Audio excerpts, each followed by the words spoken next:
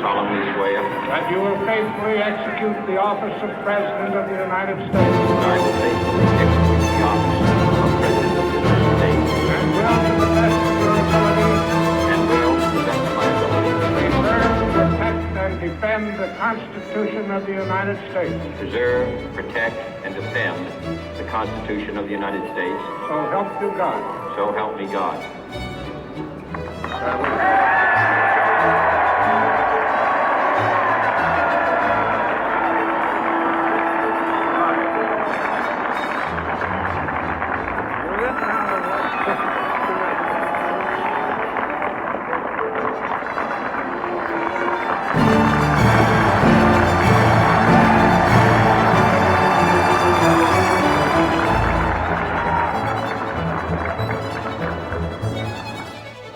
Vice President Johnson, Mr. Speaker, Mr. Chief Justice, President Eisenhower, Vice President Nixon, President Truman, President clergy, fellow citizens.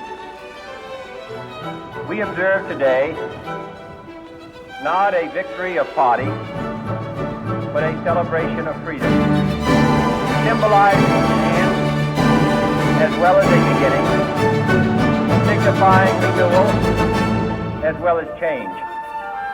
For I have sworn before you and Almighty God the same solemn oath our forebears prescribed nearly a century and 3/4 ago.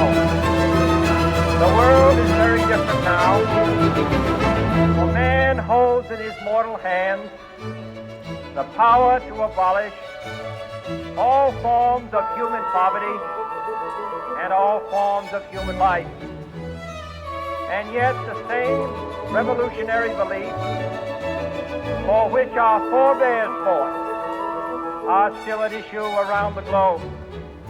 The belief that the rights of man come not from the generosity of the state, but from the hand of God. We dare not forget today that we are the heirs of that first revolution.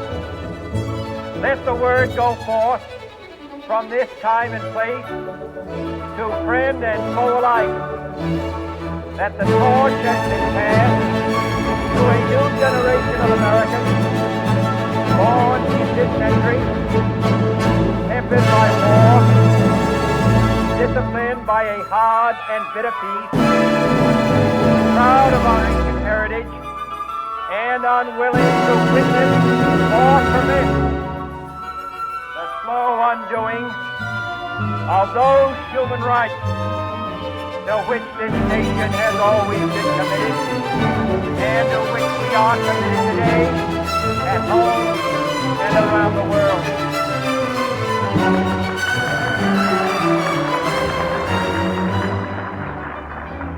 Let every nation know, whether it wishes us well or ill, that we shall pay any price, bear any burden, meet any hardship, support any friend, oppose any foe, to ensure the survival and the success of liberty.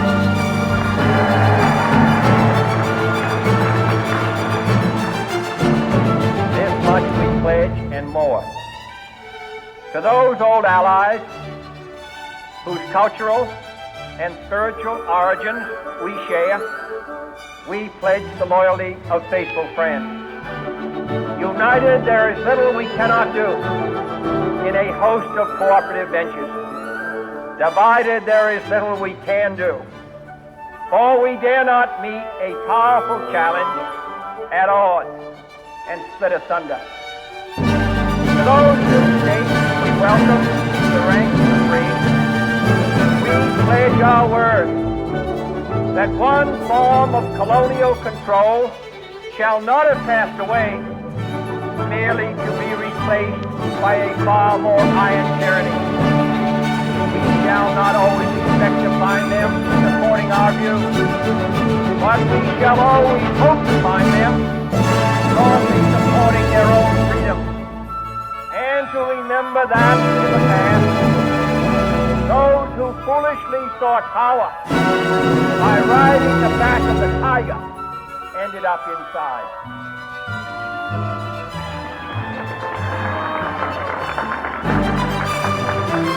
To those people in the huts and villages of our patrol, struggling to break the bonds of mass misery, we pledge our best efforts to help them help themselves for whatever period is required, not because the communists may be doing it, not because we seek their votes, but because it is right. If a free society cannot help the many who are poor, it cannot save the few who are rich.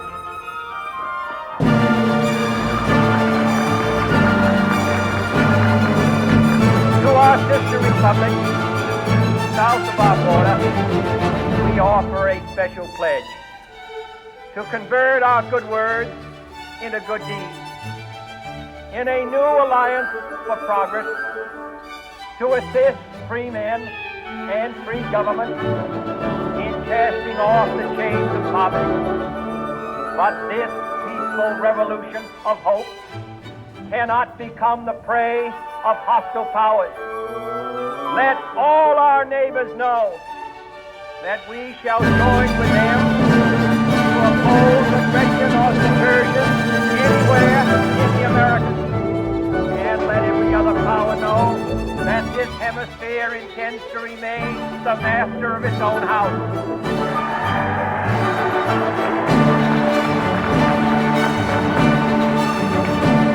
To that World Assembly of Sovereign States of the United Nations, our last best hope, in an age where the instruments of war have far outpaced the instruments of peace, we renew our pledge of support to prevent it from becoming merely a forum for invective, to strengthen its shield of the new and the weak, and to enlarge the area in which its writ may run.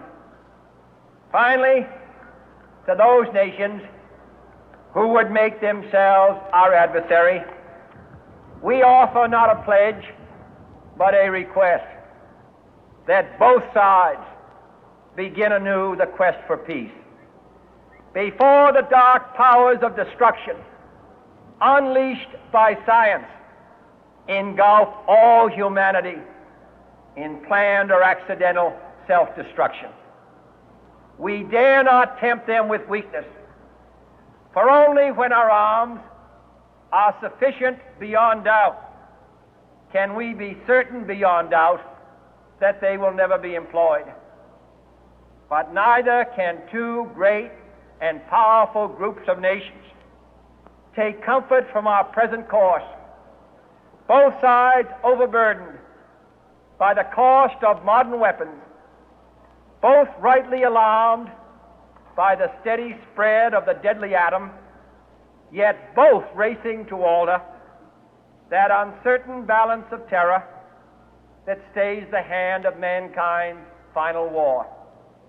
So let us begin anew, remembering on both sides that civility is not a sign of weakness, and sincerity is always subject to proof. Let us never negotiate out of fear, but let us never fear to negotiate.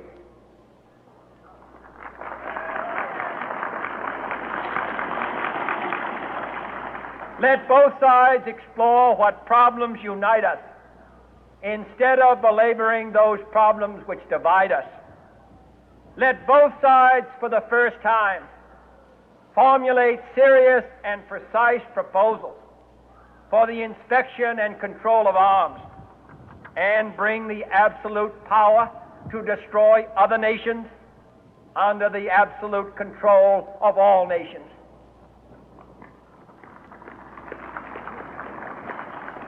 Let both sides seek to invoke the wonders of science instead of its terrors. Together, let us explore the stars, conquer the deserts, eradicate disease, tap the ocean depths, and encourage the arts and commerce. Let both sides unite to heed in all corners of the earth the command of Isaiah to undo the heavy burden and let the oppressed go free.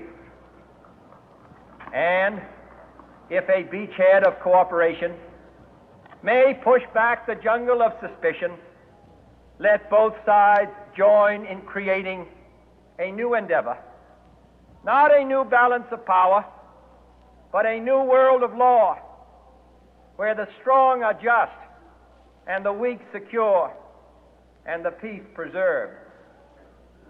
All this will not be finished in the first 100 days, nor will it be finished in the first 1,000 days, nor in the life of this administration, nor even perhaps in our lifetime on this planet. But let us begin.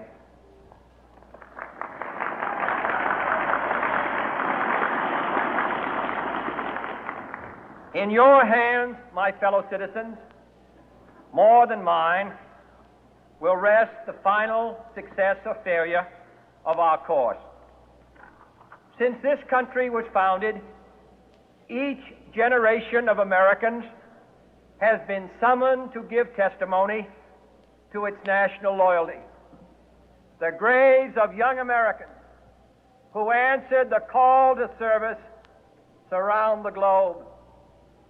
Now the trumpet summons us again, not as a call to bear arms, though arms we need, not as a call to battle, though in battle we are, but a call to bear the burden of a long twilight struggle, year in and year out, rejoicing in hope, patient in tribulation, a struggle against the common enemies of man, tyranny, poverty, disease, and war itself.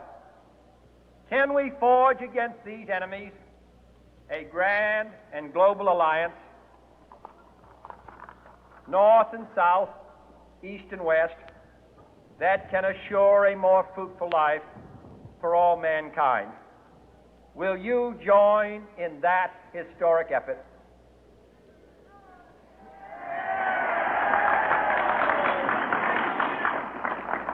In the long history of the world, only a few generations have been granted the role of defending freedom in its hour of maximum danger.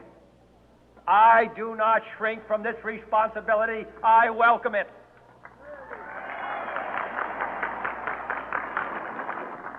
I do not believe that any of us would exchange places with any other people or any other generation. The energy, the faith, the devotion which we bring to this endeavor will light our country and all who serve it.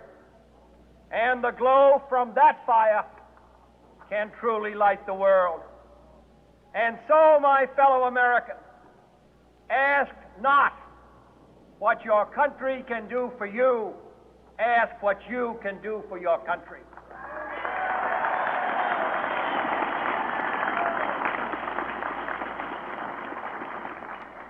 My fellow citizens of the world, ask not what America will do for you, but what together we can do for the freedom of man.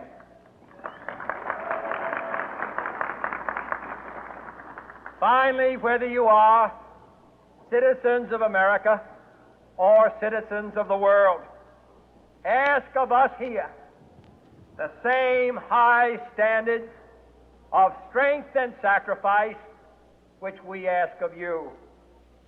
With a good conscience, our only sure reward, with history the final judge of our deeds, let us go forth to lead the land we love, asking His blessing and His help, but knowing that here on earth God's work must truly be our own.